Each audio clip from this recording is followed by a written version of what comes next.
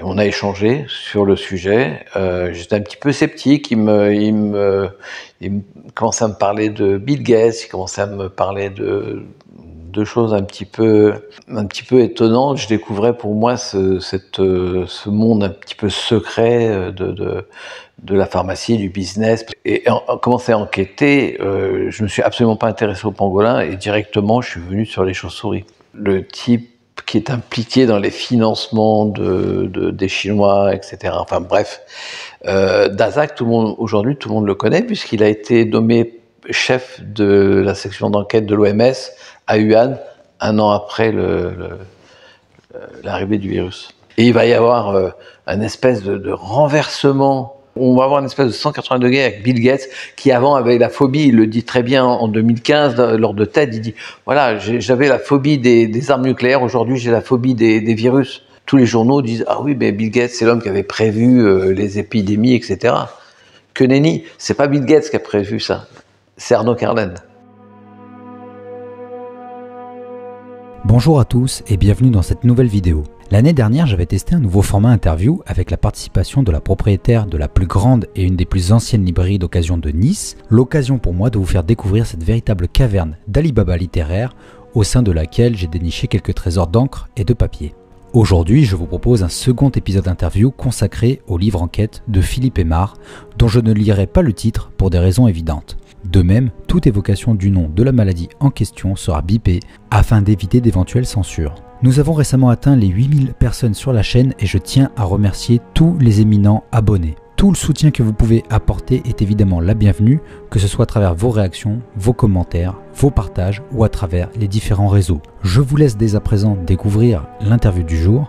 Prenez soin de vous, de vos proches et de votre esprit. Et n'oubliez pas, n'oubliez jamais, le savoir, ça se partage.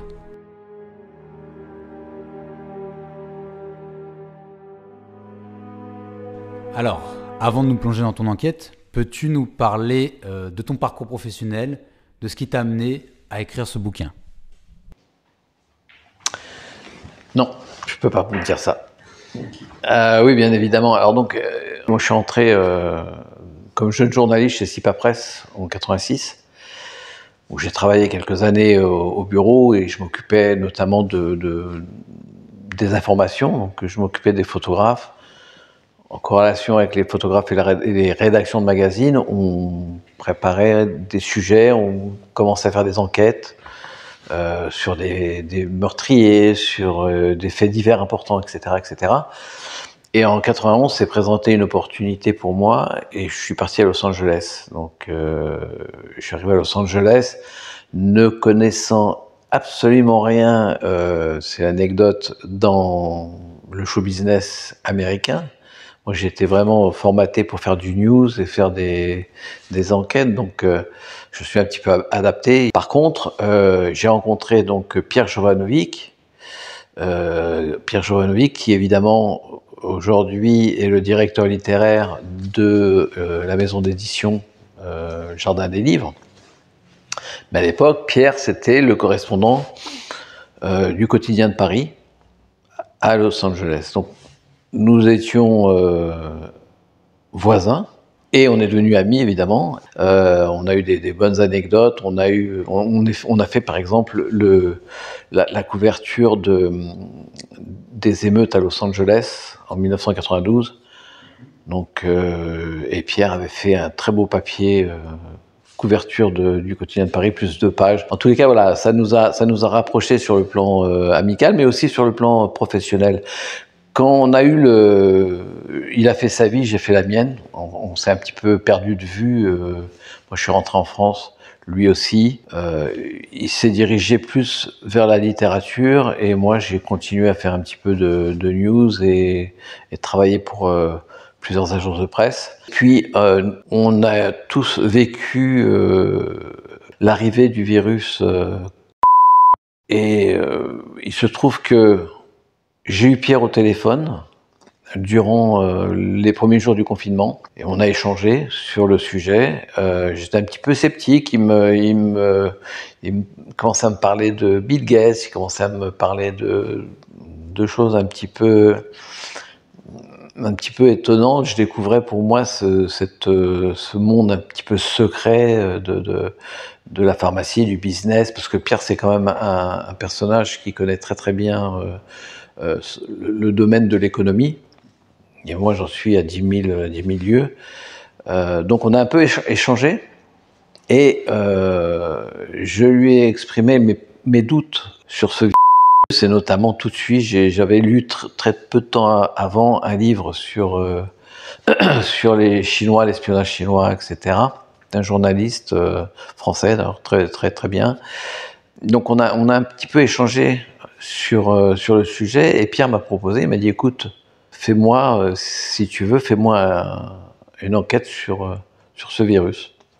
Donc on a vu quelle a été la source d'inspiration de ce livre. Maintenant, on va parler de la méthode de tes recherches, de tes investigations. Est-ce que par où tu as cherché est-ce que tu as eu des rencontres, des conversations téléphoniques quelle a été ta méthode pour trouver toutes tes réponses? Alors c'est assez étonnant. C'est assez étonnant parce que j'ai fait dans le passé plusieurs bouquins, essentiellement de photos, hein, c'est du photojournalisme que j'avais fait à l'époque, mais plus axé sur la photo. Là, c'était la première fois où je devais écrire un bouquin. Il n'y avait pas de place du tout pour la photo, mais plus pour l'enquête. On est dans une période donc où ça commence à devenir un peu compliqué pour voyager. Ça commence à être compliqué parce que les gens ne répondent pas forcément au téléphone et se moquent un petit peu de vos questions, quoi. Par conséquent, je suis resté. J'ai décidé dès le début de vraiment trier toutes les informations qu'on pouvait trouver sur Internet, puisque c'était la base des recherches. Mais l'avantage que j'ai par rapport à certains de mes confrères, c'est que je maîtrise la langue anglaise parfaitement bien, puisque j'ai vécu 10 ans aux États-Unis. J'ai toujours des contacts sur place, chez les journalistes, mais aussi au niveau des accès, si vous voulez, pour le FDA, pour le ministère de la Justice, pour le FBI, etc. Donc on a accès à certains documents. Donc tu as accès à des documents anglophones qui n'ont pas forcément trouvé leur chemin vers la traduction française. Exactement. Et donc avoir accès à des informations que les médias français n'ont pas forcément relayées. Tout à fait. Alors à l'époque, les Français étaient axés, ça me fait sourire, mais ils étaient très axés sur un petit peu les histoires de politique par rapport au Covid. Hein. On a commencé à faire l'accueil des premiers réfugiés à Creil, avec des grands mensonges d'ailleurs, de la ministre de la Défense. Oui, qui d'ailleurs est aujourd'hui mise en accusation pour mise en danger de la vie d'autrui. Hein. Parce que pour son manque de réactivité face à ce qui était en train de se faire. Je rappellerai aussi que tous les mainstream français médias parlaient tous du pangolin. Alors on était tous axés sur cette pauvre bête, en fait, qui n'y était absolument pour rien.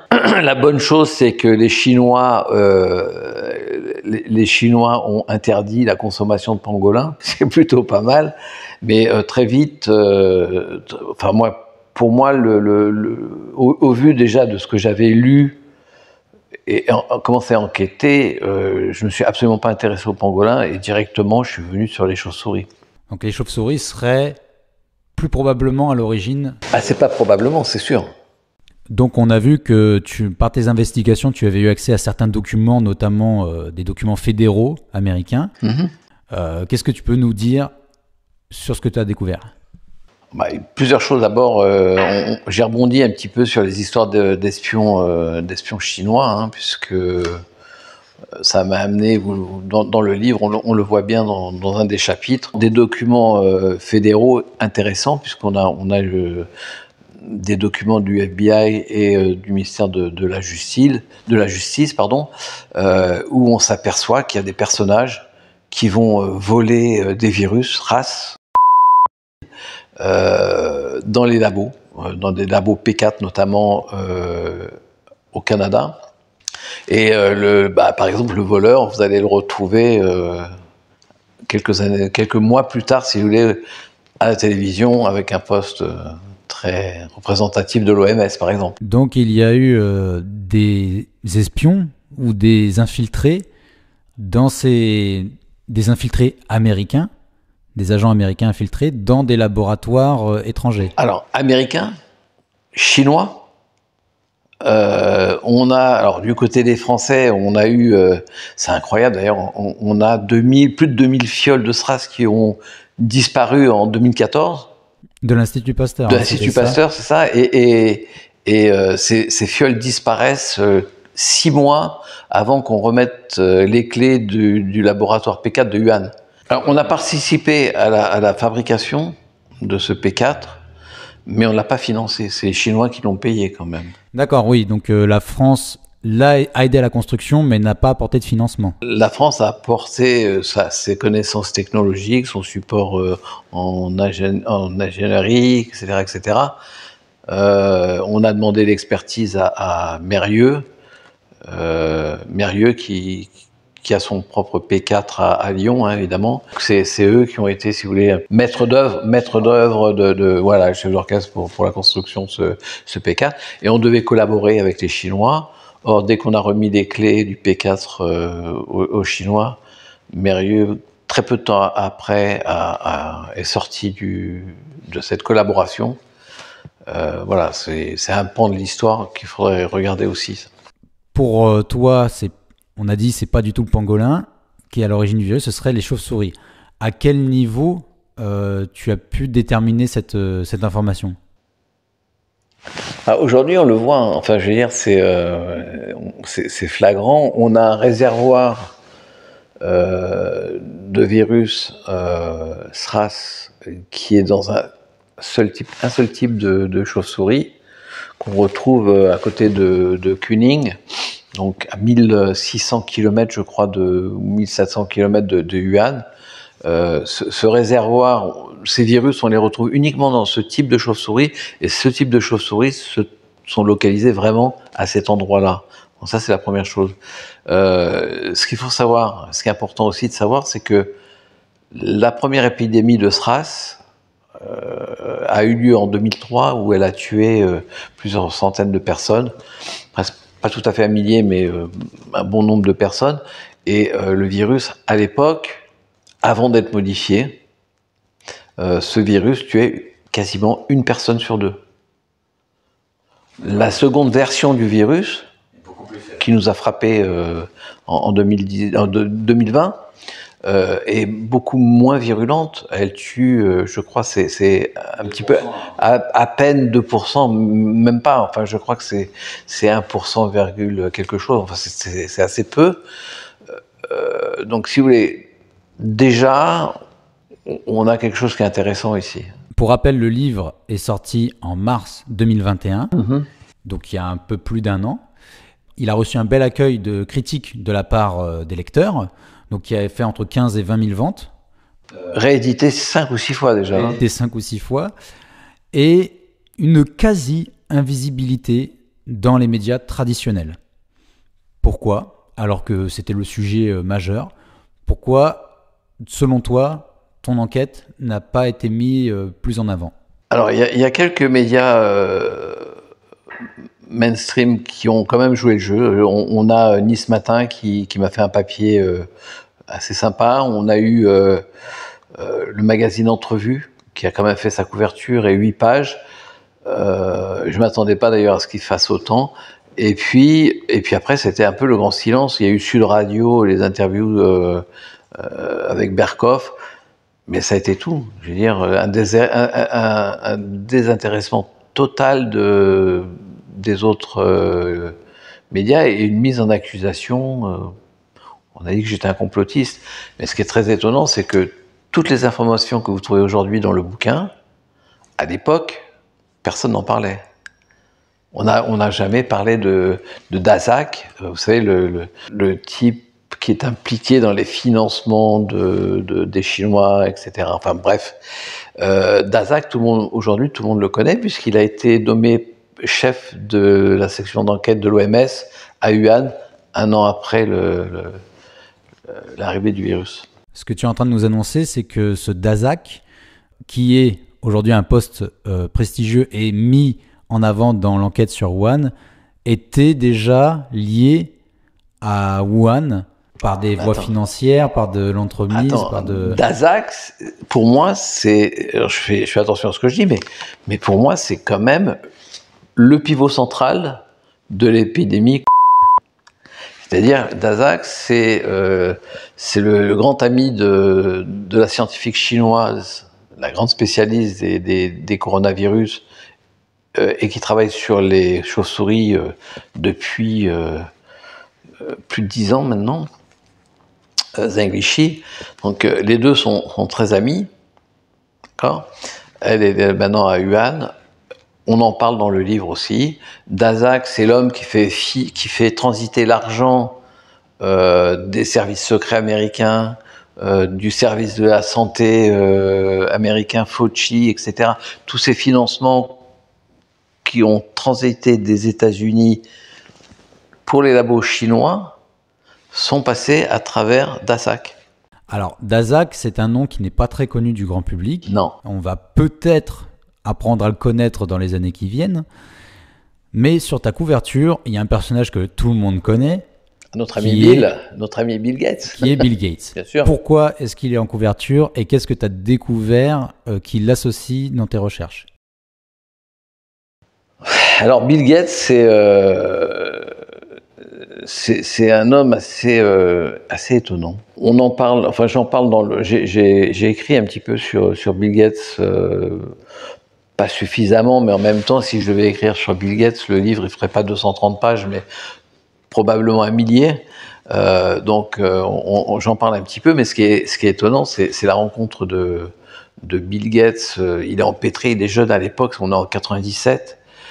Il est empêtré avec des procès contre sa société Microsoft, où il est accusé par le gouvernement américain de monopole, etc., etc. Donc il a des tas de problèmes judiciaires avec l'État américain. Et en même temps, c'est le chouchou des médias américains, c'est-à-dire c'est le jeune milliardaire qui présente bien, qui pense à l'encontre des républicains, qui est plus démocrate, etc. Et il faut savoir que le journal Le Monde, ils ont encaissé avec la fondation plus de 4 millions de dollars. Bill Gates, c'est l'homme qui finance les médias. Dans le livre, j'ai mis quelques exemples, c'est quand même assez étonnant. Mais voilà, alors, on revient, si vous voulez, en 97. 97, il y a un journal. Donc on l'a vu tout à l'heure, enfin j'en ai parlé, Bill Gates, il est empêtré dans les procès avec l'État américain. Bref, il est vraiment dans la merde. On le voit d'ailleurs parce il passe à la télévision, c'est retransmis devant les commissions sénatoriales, etc. Et là, il y a un journal américain qui s'appelle George, qui est une espèce de journal avant-gardiste qui est édité par Philippe Aki. Et dont le rédacteur en chef, enfin, l'homme qui dirige ce magazine, tout le monde le connaissait à l'époque, en tous les cas, c'était John Kennedy. Donc trentenaire, un peu bien vu parmi les démocrates, etc. Et Kennedy va faire quelque chose d'intéressant, il va sortir un numéro, et il va programmer un numéro du magazine George, donc, où il va aller interviewer Bill Gates. Et il va lui consacrer, je sais plus, je crois que c'est 6 ou 8 pages sur justement un peu la vision de Bill Gates de sa situation et de comment il voit les choses, le futur, la sécurité informatique, etc. À aucun moment, Bill Gates va parler de virus, à aucun moment il va parler de santé, à aucun moment il va aborder ces problématiques. Donc là, on est en 97-98 au moment de cette interview. 97, on est. 97. Et Bill Gates, donc, quand on lui parle de l'avenir, pour lui, la santé des populations, c'est pas ce qui l'intéresse le plus. C'est vraiment, il est à fond dans la technologie. Alors, qu'est-ce qui fait qu'aujourd'hui, ce soit un tout autre Bill Gates Je vais l'expliquer. On le voit très bien. D'ailleurs, j'ai repris, je suis étonné, les gens qui ont lu le livre, toutes les personnes à qui j'ai parlé, ont retenu ce passage, mais ça n'a pas été pour eux le déclic. Or, c'est dans le chapitre 4, on parle vraiment, c'est le jour où Bill Gates a décidé de sauver le monde. Alors, qu'est-ce qui se passe? Il a cette interview dans le magazine George. Il va parler 6 pages. Et puis, le magazine George, ils ont décidé de faire une espèce de guide pour survivre le futur. Une étude prospective sur ce que pourrait être le futur. Oui, oui. Alors, le titre exact, je l'ai puisqu'on avait reproduit la couverture, mais c'est voilà, c'est George, je l'ai ici. On l'a dans la page 36. Le titre exact, c'est Survival Guide to the Future. Donc, c'est le guide de survie pour le futur. Et dans ce guide de survie, Kennedy va faire appel à un professeur d'université, un ancien journaliste, qui est un peu le spécialiste des virus et des bactéries, qui a écrit plusieurs livres. Il a fait un très bon livre sur comment Napoléon a perdu la campagne de Russie à cause des virus. Et ça, c'est un de ses premiers livres. Et puis, le deuxième, c'est vraiment une espèce de rétrospective, c'est un livre où on va expliquer les virus et les bactéries de manière synthétique, vraiment basique, mais de manière très, très intéressante. Et grâce à ce livre, il va gagner un prix prestigieux qui est le prix Ron Poulin, qui à l'époque a disparu, évidemment, aujourd'hui. Mais il écrit et il gagne ce prix. Et à cause de ce prix et à cause de ce bouquin, il va être repéré par Kennedy, qui va lui demander, il va dire, écoutez, monsieur Carlen, donc c'est Monsieur Carlen, l'homme dont tu parles depuis tout à l'heure, voilà, s'appelle Arnaud Carlen. Arnaud Carlen, il va lui demander, il va dire, écoutez, faites-nous un état des lieux de la planète avec ces virus en 97, et faites-nous une projection en 2020, parce que 2020 c'est un chiffre assez symbolique, etc. Donc faites-nous une projection, voilà, dans 20 ans, dans quelle situation nous serons. Et donc Arnaud Carlen va faire, dans ce magazine, va faire une espèce de compte-rendu de l'état sanitaire de la planète. Il va parler de ce qu'ils vivent en ce moment, et puis il va faire il va vraiment faire une projection en 2020 où il va parler des EHPAD, il va parler des vieux qui vont vivre plus longtemps, et puis il va parler de cette population mondiale qui va être frappée par une épidémie, tenez-vous bien. Pulmonaire, exactement. Et le gars, il va faire un sans faute. Et il va décrire exactement ce qui se passe et ce que nous avons vécu depuis 2020. Donc cet homme, Arnaud Carlen, crée ce guide par son expertise sur les virus. Pas un guide, il fait une étude prospective pour 2020. C'est ça, il fait un article. Il fait c'est de la fiction, quoi, en fait, à ce moment-là. Voilà, c'est en partie de la fiction, mais basée sur ses connaissances. Tout à fait. Et, coïncidence malheureuse, ça va être publié. Il y a quelque chose qui arrive et qui correspond à une grosse partie de son scénario. C'est-à-dire que ce qu'on a vécu, il le décrit quasiment à 99,5% de ce qui se passe, ou ce qui s'est passé.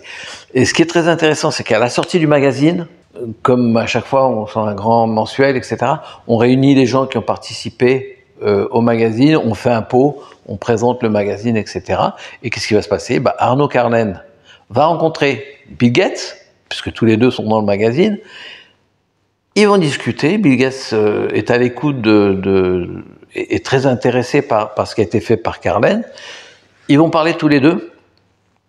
Et là, on a un grand flip, c'est-à-dire que à partir de ce moment-là, on voit que Bill Gates va complètement délaisser les virus informatiques et il va découvrir les virus en biologie. Et il va y avoir un espèce de renversement. On va avoir une espèce de 180 degrés avec Bill Gates, qui avant avait la phobie, il le dit très bien en 2015, lors de TED, il dit, voilà, j'avais la phobie des armes nucléaires, aujourd'hui j'ai la phobie des virus. Il le dit, mais en fait, ce qu'il dit pas, il dit, tous les journaux disent, ah oui, mais Bill Gates, c'est l'homme qui avait prévu les épidémies, etc. Que nenni, c'est pas Bill Gates qui a prévu ça, c'est Arnaud Carlen. Alors, évidemment, il va se rendre compte, Bill Gates est un homme assez intelligent et il va se rendre compte évidemment que vous êtes président d'une société informatique, c'est compliqué d'appeler un président américain, c'est compliqué de rentrer en contact avec le président de l'Europe ou le président de la France, etc. Par contre, si vous tenez le pouvoir du médical entre vos mains, du sanitaire, de l'organisation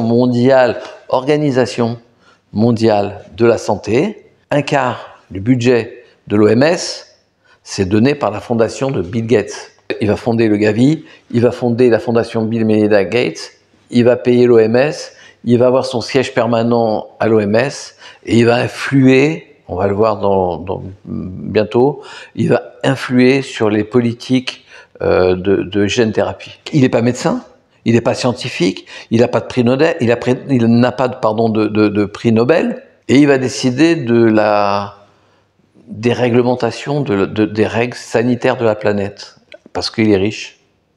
Effectivement, en 2019, il va y avoir quelque chose d'assez étonnant.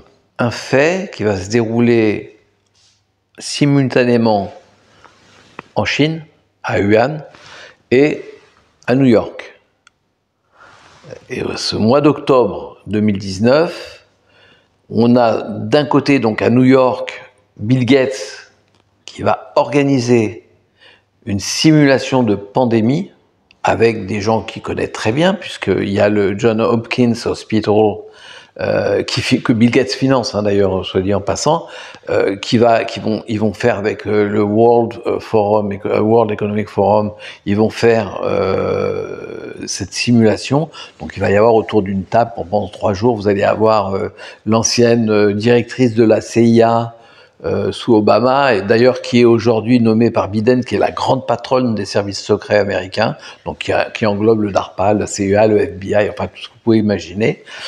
Et puis des gens importants, hein. Il y a un autre personnage qui est un personnage clé, qui est quand même le patron du CDC chinois, qui est invité à cet événement organisé par Bill Gates. Il s'appelle George Fu, le gars. Il est là. C'est lui, en Chine, qui décide de la politique sanitaire de la Chine. D'accord ? C'est aussi lui qui va dire à son gouvernement, en face de toute la presse, il va faire une conférence de presse en 2021, enfin en 2020, il va dire, voilà, il faut prendre les Pfizer, parce que nos vaccins à nous, ils ne fonctionnent pas très bien, il faut se piquer au Pfizer et au Moderna. C'est quand même assez étonnant qu'un Chinois te dise ça. Ben oui, mais n'empêche que le Chinois, il est invité à cette répétition d'épidémie, et ce Chinois, il est, tenez-vous bien, aussi financé par Bill Gates. Donc, on a quand même, on a beaucoup de gens autour de cette table, si vous voulez, qui vont voilà, faire cette répétition des pandémies. Et ce qui est donc ça, c'est ce très qui se drôle, passe à New York. En 2019, octobre 2019, avant le démarrage de l'épidémie. Et ce qui est drôle, c'est que de l'autre côté, à Wuhan, vous allez avoir les Jeux Olympiques militaires, d'accord, où vous allez réunir tout un certain nombre de pays, des sportifs, qui vont faire des compétitions, mais en même temps, vous avez à Wuhan, je ne sais plus, 100 et quelques pays qui sont là, et qui vont, pendant plusieurs jours, se côtoyer, etc. Or, après que l'épidémie ait été déclarée en France, etc., on va se rendre compte que dès novembre 2019, on a déjà le virus qui est présent en Italie.